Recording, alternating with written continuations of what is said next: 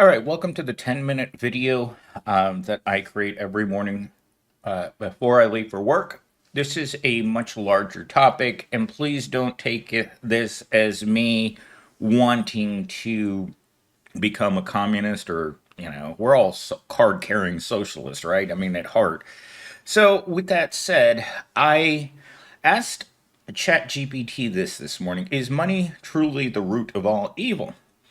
And it wrote me back some rosy response. And it said something like this: opportunities to earn are limited, and how society is structured make escaping poverty nearly impossible. If you're a wage slave like myself, working an hourly job that's going nowhere, you know that the structure makes it impossible to escape, right? In less than 45 minutes, I'm going to be in the wage cage with electrodes attached to my male parts while my boss sadistically pushes the red button in order to encourage me to work harder. That's all you get out of life. There's nothing more to it.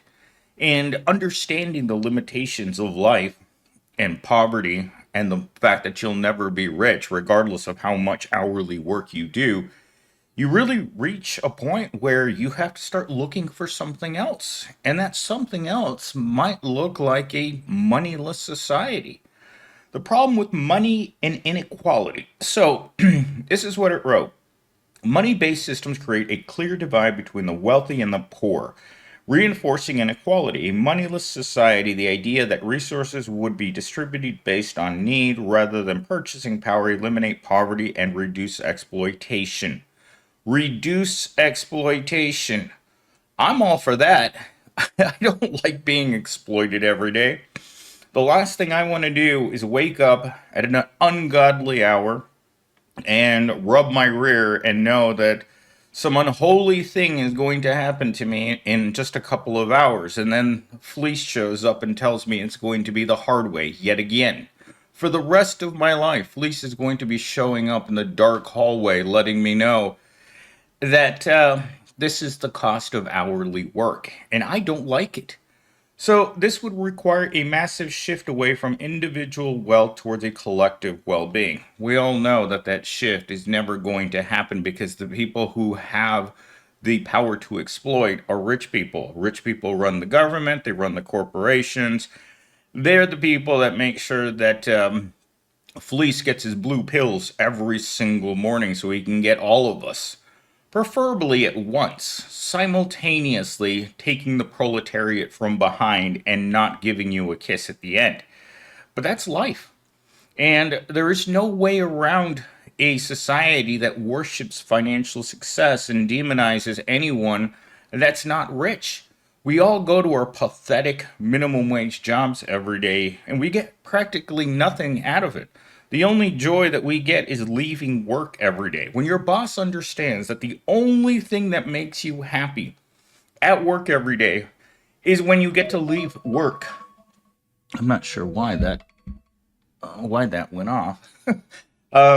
So I have to believe that there's got to be something else better than working. There's got to be something out there worth doing with our time that doesn't involve going to a job that hates us. That's the worst part. Is you're going to a place that not only doesn't pay you well, that exploits you, but also hates you. This is the way we treat things we don't like. We don't offer them benefits. We don't offer them job security. We don't offer them a career, a path to grow, no raises. There's nothing about work that humans like. And yet we have no choice because what else are we going to do all day when we get hungry and we look in our wallet and just flies come out of it, or something falls out of your wallet like a condom that you haven't used in 20 years. I had that condom in my wallet that never got used. It actually spoiled inside of my wallet because for some reason when I was younger, I didn't get the fact that I was going to be single and alone for the rest of my life. And yet, as I got older and older and the jobs didn't change, it was the same thing. You're in a loveless relationship with your job that hates you. And you stay in that horrible relationship because no matter where you go, the relationship isn't going to get any better with Fleece. He knows what he likes, and you know what you don't like. You don't like work. Talking point number two, the role of technology and automation. As automation AI increasingly replaces jobs, the need for traditional wage systems become less relevant. A moneyless society will allow machines to handle mundane tasks. Basically, every job that the proletariat does. Anything that the proletariat touches, I would be considered a mundane task. Everything I did yesterday would be considered a mundane task. And believe me, I got asked to do a lot of things. Way beyond technology, I am the go to guy to get anything handled inside of the office. Something doesn't work that's completely unrelated to technology. Get Millennial's name, he'll fix it or at least figure out what needs to be done. So once you get all these mundane tasks out of the way, freeing humans to focus on creativity and innovation. Innovation, people. Think of this. A moneyless society is an innovation. It's not anything novel. It shouldn't be something that we fear. The capitalists should be afraid of it. But all of us non-capital owning proletariat, what do we have to fear from a moneyless society? We don't have any money already. In a sense, the proletariat already lives in a moneyless society because we live for food and we live for shelter. We don't have any money.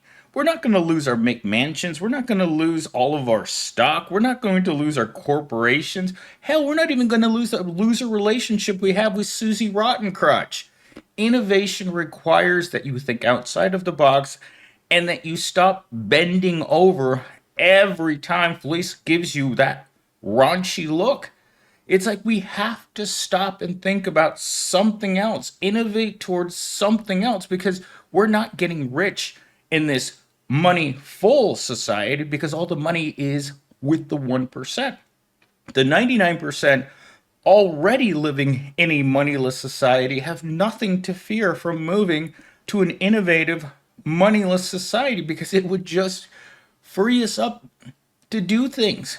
We could meet up with Susie Rottencrotch and maybe turn Susie Rottencrotch into Susie Homemaker. She may not like the idea. Well, hell, she probably won't like the idea because Susie Rottencrotch doesn't even want to be a single mom anymore. But moving on, we could do community building. Technology could facilitate resource distribution in ways that were once unimaginable. Imagine that. Resources distributed in a way that was unimaginable. You'd bring an end to poverty. You'd bring an end to capitalism. You'd bring an end to the monopolies. You'd bring an end to everything disgusting in this world, including the enslaving of the proletariat through a moneyless society. And again, whenever you hear the phrase moneyless society, you think of this oppressive world. We already live in that oppressive world. When I get my paycheck at the end of the week, I don't think about capitalism. I don't think about fireworks. All I think about is how I already live in a moneyless society because I don't have the money to go on vacation. I don't have the money to buy a new car. I don't have the money to get out of this roach infested piece of crap studio apartment I live in. In fact, they put us a flyer on everyone's door in this apartment complex that acknowledges that we are roach infested apartments here. They're disgusting. Every time I turn around, there's more roaches. And they fumigated this place and made the problem worse. Now they've put flyers on every single door. Remember, 800 units infested with cockroaches.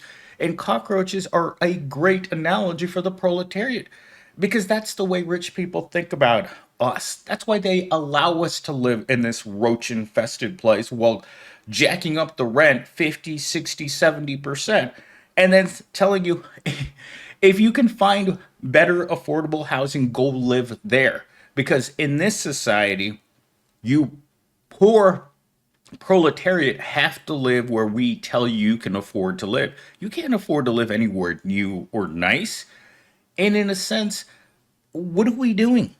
I mean, if we're already living like this and wallowing around in our own filth, what do we have to fear from a moneyless society other than rich people won't like it, the government won't like it, because money is control over the proletariat. If you're controlling what they eat and where they live, what freedom do you truly have when you don't have any money and you're told to fear a moneyless society? That's an oxymoron. Fear a moneyless society. You're already living in it, and it's not going to get any better until you tell fleece no and you start innovating towards a better future towards people who already live in a moneyless society.